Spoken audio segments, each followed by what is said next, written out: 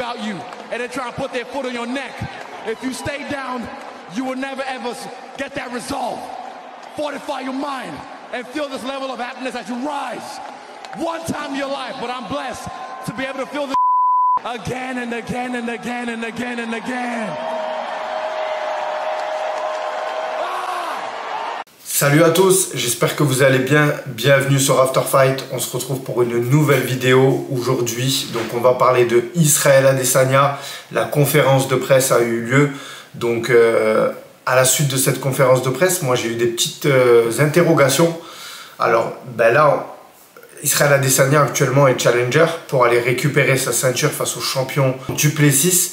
Donc c'est un combat sur le papier déjà qui me semble assez difficile pour Israël Adesanya, parce que on a Du Plessis qui est assez complet comme combattant. Il est même brouillon, mais surtout il a un style qui est assez difficile à lire, et je pense vraiment que c'est le style qui peut poser des difficultés à Israël Adesanya.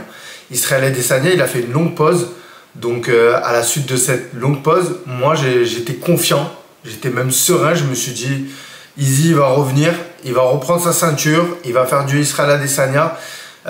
Franchement, Adesanya, je le trouve beaucoup plus féroce, beaucoup plus puissant quand il a cette grinta, quand il est challenger.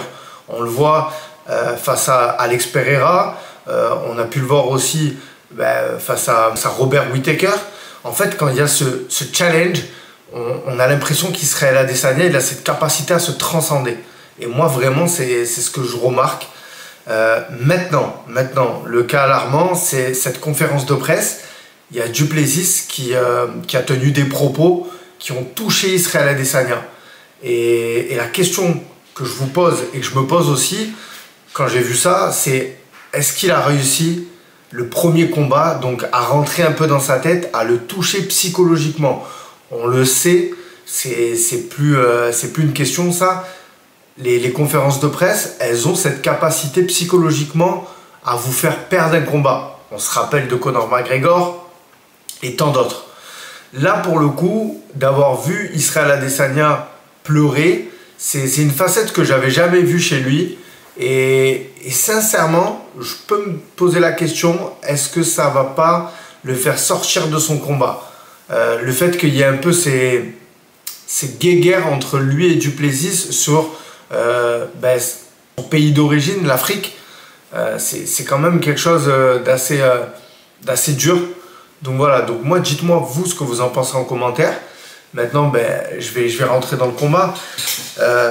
Entre Du Plessis et Israël Adesanya, moi je vois un combat serré. Je vois un Du Plessis qui va prendre son temps dans les premiers rounds, mais qui quand même va progressivement imposer son style, va essayer au fur et à mesure que les minutes passent de casser la distance et d'aller justement chercher ce finish, parce que il a un style quand même où il va toujours chercher le finish.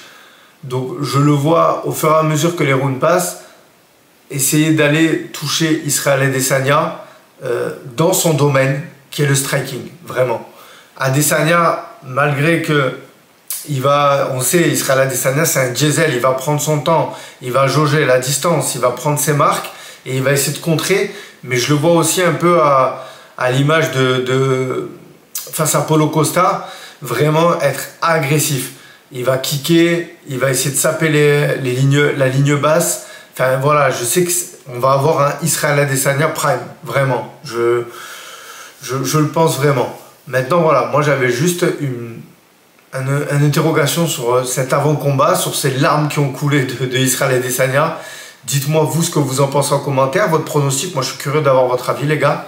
Mais en tout cas, j'ai envie de rester dans la magie de The Last Time Blender, parce que sur After Fight les gars, vous le savez, je suis un fan numéro 1 de Israël Adesanya. C'est un combattant qui clairement me fait mettre mon réveil pour aller regarder ses combats, même si je suis d'accord, il y a beaucoup de combats de Israël Adesanya qui ont été chiants. Je pense à des Jared Cannonier, je pense à la revanche face à Robert Whittaker, je pense face à Yoel Romero, Marvin Vettori, mais j'ai pas envie d'entacher le tableau. J'ai envie de regarder les beaux combats comme il a fait face à Paulo Costa, Robert Whittaker, le numéro 1. Voilà. face à aussi Anderson Silva. C'était un combat où malheureusement il n'y avait pas de ceinture en jeu, mais ça a été un beau combat. Donc voilà, et moi je reste un fan numéro 1 du striking. Donc voilà les gars. Bon, dites-moi ce que vous en pensez en commentaire. Moi en tout cas je vais mettre Israel Adesanya donc par KO, donc dans le 3e round. Voilà, 3e round. Comme je vous ai dit, quand Duplessis va vraiment prendre son temps et va vouloir essayer d'aller justement toucher Israel Adesanya, moi je vois bien Israel Adesanya sur un kick. Voilà. Ouais, c'est ça, 3e round, fin du 3e round, donc un kick de Israel Adesanya. Et ensuite, il le termine par TKO au sol, parce que je pense pas qu'il le mettra KO directement sur son kick. Donc voilà, TKO d'Israel Adesanya, round 3, c'est mon pronostic. Les gars, mettez en commentaire votre pronostic et je vous dis à très bientôt. Bon dimanche. Bye bye.